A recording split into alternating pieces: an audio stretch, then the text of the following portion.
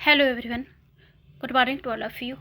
आइए आज हम लोग प्राचीन भारतीय राजनीतिक चिंतन के बारे में पढ़ेंगे। इससे पहले हम लोग भारतीय राजनीतिक चिंतन के बारे में पढ़ चुके हैं, इसके इंट्रोडक्शन और फिर इसका स्वरूप और इसकी विशेषताएं।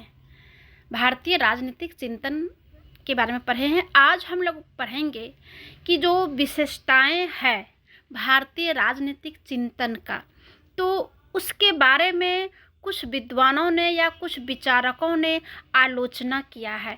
तो आइए हम जानेंगे कि किस प्रकार से आलोचना किया है, किस बातों को लेके आलोचना किया है। फिर इसके बाद पढ़ेंगे इसके स्रोत कि प्राचीन भारतीय राजनीतिक जो चिंतन थे उसका चिंतन का स्रोत क्या है, स्रोत पढ़ेंगे। फिर उसके बाद महत्व पढ़ के ये चैप्टर जो है समाप्त हो जाएगा। इतनी बातों को हमें जानकारी रखना है, क्योंकि इसी आधार पर यही दो आधार क्वेश्चन हमेशा आता है। इसका स्वरूप एवं विशेषताएं को लिखें और फिर इसकी विशेषता का मूल्यांकन करते हुए इसे स्पष्ट करें। फिर दूसरा, प्राचीन भारतीय राजनीतिक चिंतन का स्रोत क्या है। तो इन सारी बातों को हम दो वीडियो के माध्यम से हम लोग कंप्लीटली जानेंगे। तो पहले में हम लोग पढ़ चुके हैं, आज हम पढ़ेंगे इसका मूल्यांकन, यानी कि इसका जो है आलोचना किया गया है। और ये जो प्राचीन भारतीय राजशास्त्र है एवं जो चिंतन की कुछ पश्चात्य विद्वानों ने जो आलोचना किया है, जिसका उद्देश्य होता है कि उसके स्वतंत्र अस्तित्व का खंडन करना। तो ये आलोचना निम्न आधार पर किया गया है, जैसे कि पहला है कि प्राचीन भारतीय राजशास्त्र धर्मशास्त्र से पृथक नहीं है। यानी आलोचकों का कहना है कि हिंदुओं ने राजनीति को धर्मशास्त्र व अध्यात्मवाद से स्वतंत्र नहीं किया। इस संबंध में डनिंग ने कहा कि भारतीय आर्यों ने अपनी राजनीति को धार्मिक और अध्यात्मवादी पर्यावरण से, जिसमें कि यह आज भी गरी हुई है, कभी भी स्वतंत्र नहीं हुआ। ये जो है आलोचकों का मानना है। दूसरा जो आलोचना किया है कि स्वेच्छाचारी शासन की स्थापना। प्राचीन भारत के राज दर्शन पर दूसरा जो आरोप लगा है वह है कि यहाँ एकमात्र स्वेच्छाचारी शासन की स्थापना की गई, जिसके बारे में हेनरी मैन ने लिखा कि पूर्व के बड़े साम्राज्य मुख्यतः कर एकत्रित करने वाली संस्थाएं थी। यानी टैक्स को वो संग्रहित यानी एकत्रित किया जाता था, और राजा जो है समय समय पर अपनी प्रजा पर हिंसात्मक बल का प्रयोग करते थे। इन आरोपों से यह स्पष्ट प्रतीत होता है कि पश्चात जो आलोचक है उसका मानना है कि भारतीय मस्तिष्क की गतिविधि धार्मिक व दार्शनिक विचारों में समाप्त हो गई। यानी धार्मिक और दार्शनिक में जो है उसका मस्तिष्क समाप्त हो गई, जिसका परिणाम क्या हुआ कि भारत में राष्ट्रीयता की भावना का कोई विकास नहीं हो सका और राज्य जो है कोई इसका जो है अवधारणा नहीं बन सका।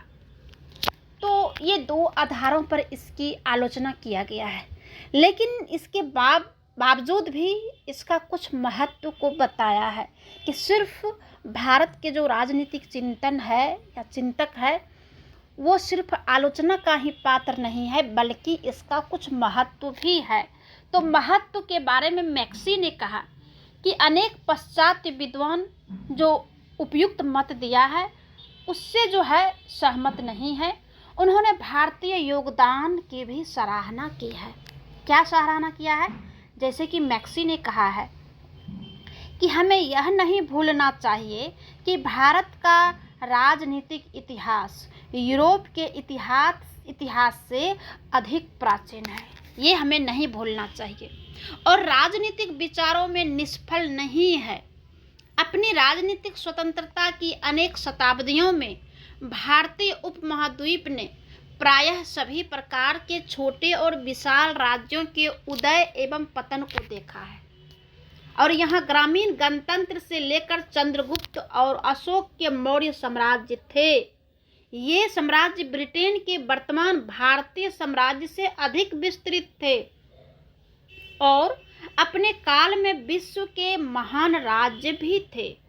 यह विश्वास नहीं किया जा सकता कि इतने दीर्घ काल में अपनाई गई परिवर्तनशील और विभिन्न प्रकार के राजनीतिक प्रक्रियाओं ने राजनीतिक विचारों को जन्म ना दिया हो।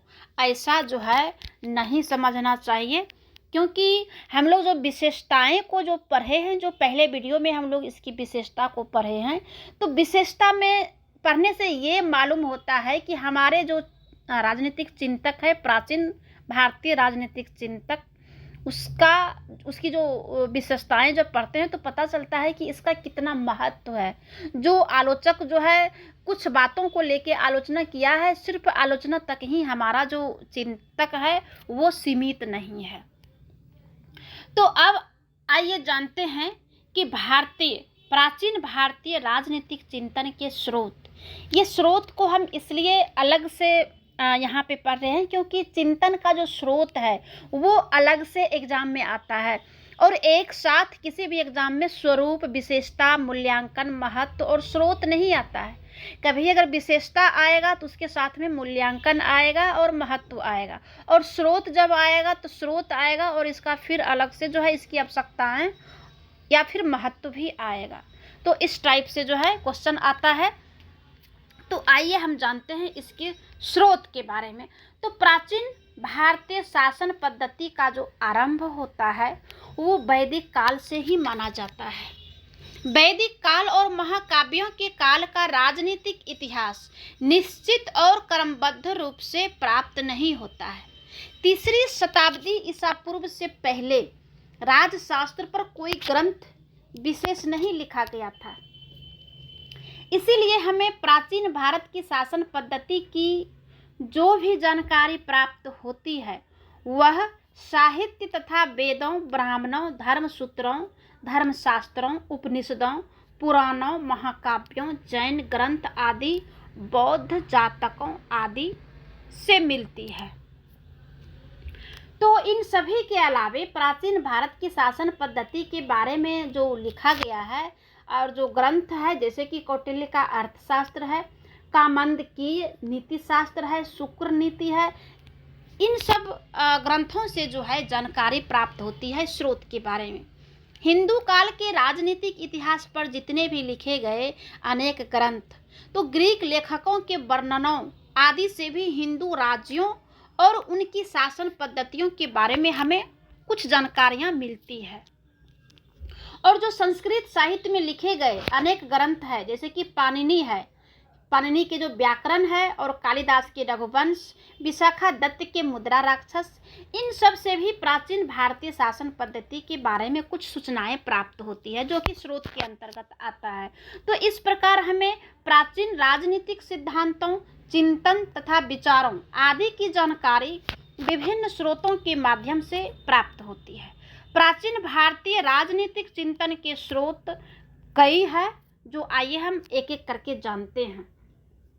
पहला है प्राचीन भारतीय साहित्य, यानी कि भारत में जितने भी साहित्य है प्राचीन समय का, वो जो है राजनीतिक विचारकों का चिंतन का स्रोत है। प्राचीन भारतीय राजनीतिक चिंतन का सबसे प्रमुख भारतीय साहित्य है। इनमें सबसे पहले वैदिक साहित्य आता है। वेदों में और विशेष रूप से ऋग्वेद में हमें तत्कालीन समाज, सभ्यता और संस्कृति की जानकारी प्राप्त होती है। वैदिक साहित्य के बाद जो दूसरा आता है पौराणिक साहित्य में भी हमें प्राचीन राजनीति पर विस्तृत जानकारी मिलती है। इनमें विशेष रूप से रामायण है, महाभारत है, और रामायण तो एक आदर्श राज्य पर लिखा गया एक महाकाव्य है। वर्तमान में राम राज्य की कल्पना की जाती है। रामायण में हमें स्थान स्थान पर प्राचीन भारतीय राजनीतिक व्यवस्था, राजनीतिक आदर्शों और राजनीतिक संस्थाओं की जानकारी जो है हमें प्राप्त होती है। दूसरा जो स्रोत है वो भारत के संबंध में लिखा गया विदेशी साहित्य है। जितने भी विदेश में जो साहित्यकार जो हुए हैं और जो विदेशी विद्वानों, जो साहित्यकार जो भारत आया करते थे, तो वह भारत में जगह जगह पर घूम घूम कर भारतीय व्यवस्था का अध्ययन किया करते थे। अपने देश लौटने के बाद वह भारत के बारे में संस्मरण लिखते थे। इन संस्मरणों में उन्होंने भारत की राजनीतिक व्यवस्था का भी चित्रण किया है। उदाहरण के लिए जैसे कि सिकंदर की सेना के साथ भारत में मेगास्थनीज ने भी आया था। उसने काफी करीब से भारत की सामाजिक स्थिति और राजनीतिक स्थिति का अध्ययन किया था। उसने इस विषय पर एक पुस्तक भी लिखी जिसका नाम था इंडिका। इस प्रकार मेगास्थनीज की इंडिका जो है, ये इंडिका बहुत नामी है, जो कि ये विदेशी जो है मेगास्थनीज जो आए थे सिकंदर के साथ में, उन्होंने लिखा। और उन्होंने जब भारत में आए थे तो उस समय के राजनीतिक व्यवस्था, सामाजिक परिस्थिति, सामाजिक स्थिति, सांस्कृतिक, इन सारी बातों को देखने के बाद जो लौट करके जो गया तो वो इंडिका नाम से एक साहित्य लिखा। तो प्राचीन भारतीय राजनीति का एक सामाजिक, एक प्रमाणिक जो है ये स्रोत है। ठीक है, तो आगे है तीसरा शिलालेख। शिलालेख जो है ये प्राचीन भारतीय राजनीतिक चिंतन का स्रोत है। प्राचीन भारत में मुद्रण कला विकसित नहीं हो पाई थी। प्राचीन भारत में जो मुद्रण की कला है वो विकसित नहीं हो पाई थी।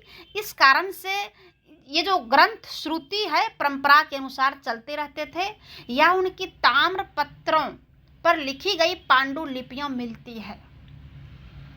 लेकिन अपने विचारों को अस्थायी रूप देने के लिए उस समय अनेक शासकों ने पहाड़ों की शिलाओं यानी कि पत्थरों पर अपने विचार और कार्य खुदवा दिए जाते थे। विशेष रूप से इनमें अशोक का नाम उल्लेखनीय है। अशोक ने अपने संदेशों को अनेक स्थानों पर शिलालेखों पर खुदवा दिया था। ऐसा ही एक शिलालेख उत्तर प्रदेश में जमुना के किनारे कालसी नामक स्थान पर अभी भी सुरक्षित है। हम लोग या आप लोग अगर वहाँ पे जा करके देखना चाहेंगे तो देख सकते हैं, क्योंकि हम जो है ये देख करके आए हैं। और फिर कई ऐसे जगह है जो उस जगह के जाने से, आने से, वहाँ पर देखने से पता चलता है कि जो प्राचीन भारतीय राजनीतिक चिंतन का जो स्रोत है वो किस किस जगह से और किस किस स्रोत से जो है ये सब जो है एकत्रित किया है। इन शिलालेखों से तत्कालीन समाज जो है, सभ्यता और राजनीति की काफ़ी मात्रा में जो है हमें जानकारी मिलती है। चौथा जो है वो ताम्रपत्र तथा सिक्का भी है। प्राचीन भारतीय इतिहास के बारे में हमें ताम्रपत्र तथा सिक्कों से भी काफ़ी जानकारी प्राप्त होती है। प्राचीन भारत के अनेक राजाओं ने ताम्रपत्र को लिखवाए थे। कई राज्यों के सिक्के भी मिले हैं। इन ताम्रपत्रों और सिक्कों से बहुत कुछ जानकारी प्राप्त होती है। उदाहरण के लिए या उदाहरण के रूप में जैसे कि सिकंदर के समय के सिक्के मिले हैं जिन पर लिखा है योधेय गण की जय हो। कुछ सिक्कों पर लिखा है मालव गण की जय हो। इन सिक्कों से यह पता चलता है कि ये जो योधेय और मालव में उस काल में गणतंत्रात्मक शासन पद्धति थी। हिंदू राजतंत्र के प्रसिद्ध लेखक डॉक्टर जयसवाल ने सिक्कों को प्राचीन भारतीय राजनीति का एक प्रमुख स्रोत माना है। तो ये रहा प्राचीन भारतीय राजनीतिक चिंतन का स्रोत, जो कि मुख्य रूप से ये स्रोत है। इसे जो है आप लोग पढ़ सकते हैं। और इसमें जितने भी बातें हम संकलित किए हैं या जहाँ जहाँ से लिए हैं वो कुछ कैलाश एजुकेशन से लिए हैं और कुछ जो है विकिपीडिया से लिए हैं, जो गूगल से जितने भी प्रकार के हमने निकाला और जो हमें अच्छा लगा और जो सटीक हमें मिला उसे जो है हम आप लोगों को जानकारी के लिए जो है हम यहाँ पे आप लोगों के सामने रख रहे हैं। ठीक है, आप लोग भी वहाँ पे जा कर के और अच्छे से जो है पढ़ सकते हैं, देख सकते हैं। धन्यवाद।